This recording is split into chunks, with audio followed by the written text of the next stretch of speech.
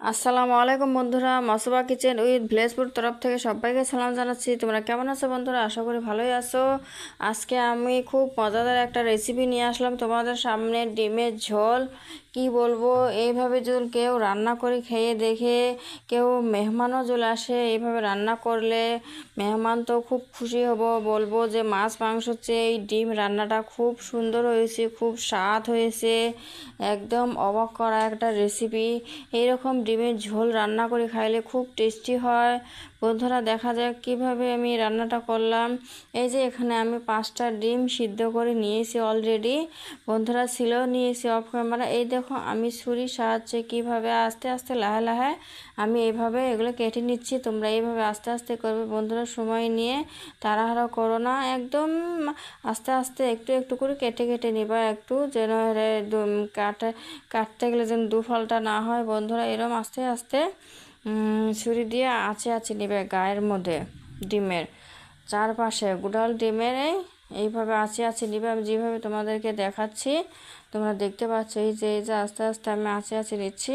আর বন্ধুরা যারা আমার চ্যানেলে নতুন আছো প্লিজ সাবস্ক্রাইব করে আমার পাশে থেকো বন্ধুরা। আর ভিডিও দেখে কীরকম হল কমেন্ট করবে, লাইক তো অবশ্যই করবে বন্ধুরা, কেউ লাইক করা ভুলো না, সবাই লাইক করে নিয়ে ভিডিও দেখা শুরু করো। এই যে আমি ডিমগুলো দেখো খুব সুন্দর করে এঁচে এঁচে নিচ্ছি। এইভাবে ডিমের গায়ের মধ্যে ছুরি দিয়ে এইভাবে আঁচে আঁচে নিবে বন্ধুরা।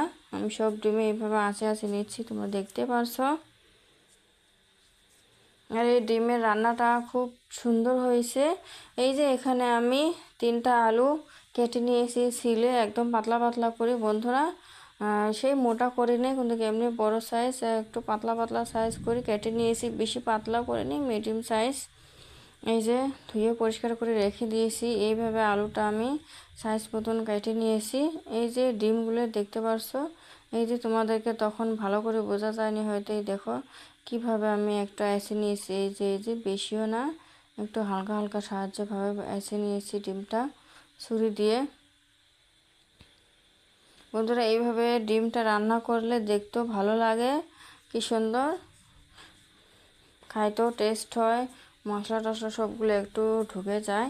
এই যে এখানে আমি মরিচ পেঁয়াজ কেটে নিয়েছি, তোমরা ঝালটা তোমাদের ইচ্ছা মতন দিবা। আর এখানে আদা রসুন ছোট এলাচ আর ডালচিনি দিয়েছি আমি, এগুলো সব থেতলে নিয়েছি। আর এই যে লবণ দিয়েছি ডিমগুলোর গায়ে, ডিমটা ভেজে নেব। হলুদ দিতে চাইছিলাম, হলুদ দিব না, হলুদ আমি তেলের মধ্যে দিব। হলুদ তেলের মধ্যে দিলে ডিমটা খুব সুন্দর কালার আসে, ওই জন্য আমি খালি লবণ দিয়েছি। এই যে এখানে আমি সরিষার তেল দিয়েছি, একটু হলুদ দিয়েছি অলরেডি, আর একটু লবণ দিয়ে দিলাম তেলের মধ্যে, যেন ডিমটা ফুটে না আসে, তেল গায়েটায় না আসে, সেজন্য সবাই খেয়াল রাখবে বন্ধুরা। যখন ডিম ভাজবে আগে একটু লবণ দিয়ে নিবা, তাহলে ডিমটা কিন্তু তেলটা কিন্তু ছিটে মুখে আসবে না। এই যে দেখো আমি কি সুন্দর করে ডিমগুলো ভেজে নিচ্ছি খুব সুন্দর করে। এই দেখো আর আমি তো যেভাবে ছুরি দিয়ে এসে নিয়েছি, দেখো ভেজে নিচ্ছি, কত সুন্দর দেখা যায়, দেখতেও খুব সুন্দর দেখা যায় না বন্ধুরা। আর আমার ভিডিও দেখে এখনও পর্যন্ত বন্ধুরা যারা লাইক করা নাই প্লিজ একটা লাইক করে দিও। আর সবার কাছে অনুরোধ করলাম ভিডিওটা ফুল ওয়াচ করো, স্কিপ করো না, তাহলে কীভাবে বুঝবে এই ডিম ঝোল রান্নাটা আমি কীভাবে করে নিলাম। এইভাবে ডিম ঝোল রান্না করলে খুব মজা লাগে, কি বলবো, এক থালি ভাত সবাই খেয়ে নিতে পারবা। এই যে এখানে আমি সরিষার তেল অফ ক্যামেরায় আরও ঢেলে দিয়েছি ওই তেলের মধ্যেই, আর মরিচ পেঁয়াজগুলো ভেজে নিয়েছি কিছু পরিমাণ। এই যে আলুগুলো ঢেলে দিলাম,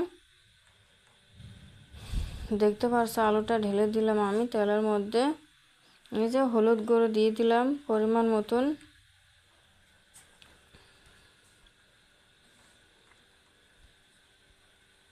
মশলার গুঁড়ো দিয়ে দিলাম পরিমাণ মতন বন্ধুরা। আর আদা রসুনের পেস্টটা তোমরা চাইলে ওটা মিক্সির মধ্যে পিষে দিতে পারো, আমি থেতলি দিয়েছি, পিষে দিলে আর বেশি ভালো হয়। এই কাশ্মীরি লঙ্কার গুঁড়োটা দিলাম, আদা রসুন সবগুলো থেতলাগুলো দিয়ে দিলাম, লবণ দিয়ে দিলাম বন্ধুরা। এখানে সবগুলোই পরিমাণ মতন আছে। এখন ভালো করে কষিয়ে নেব আমি খুব সুন্দর করে। এখন সবগুলো মশলা দিয়ে নেড়ে ছেড়ে নিয়ে ভালো করে কিন্তু কষিয়ে নিব। যে কোনো রান্না কষানোর মধ্যেই টেস্টটা বাড়িয়ে দেয় আরও। এই যে সবগুলো নেড়ে ছেড়ে নিলাম, দেখো কত সুন্দর করে সবগুলো নেড়ে ছেড়ে নিয়ে নিলাম। এই যে ডিমগুলো ভেজে রেখে তুলে নিয়েছি আমি, দেখো কত সুন্দর কালার হয়েছে। ডিমগুলো ভেজে নিয়েছি আর দেখতেও ভালো লাগে।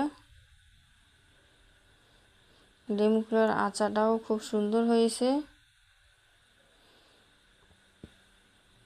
এই দেখছো পারছো বন্ধুরা, আমি খুব সুন্দর করে কিন্তু আলুগুলো কষিয়ে নিচ্ছি।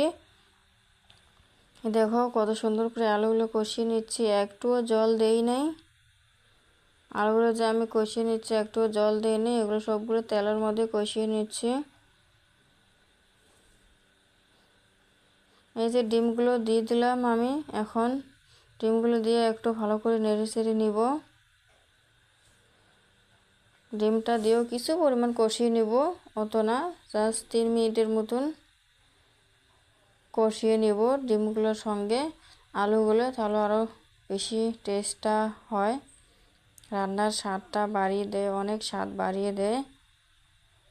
এই যে আমার কোনো কষানো হয়ে গেছে ডিম শুদ্ধ আলু শুদ্ধ, এখন আমি জলটা ঢেলে দিলাম।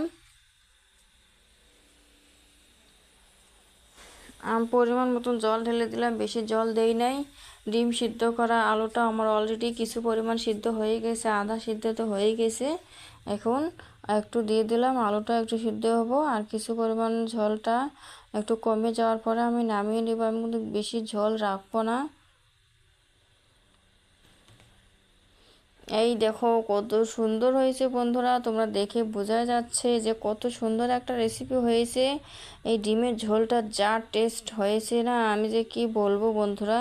আমি খাওয়ার পরে এই ডিমের ঝোলটা কিন্তু আমি ভয়েস ওভার দিয়েছি, খুব টেস্ট হয়েছে, অসাধারণ একটা রেসিপি বন্ধুরা।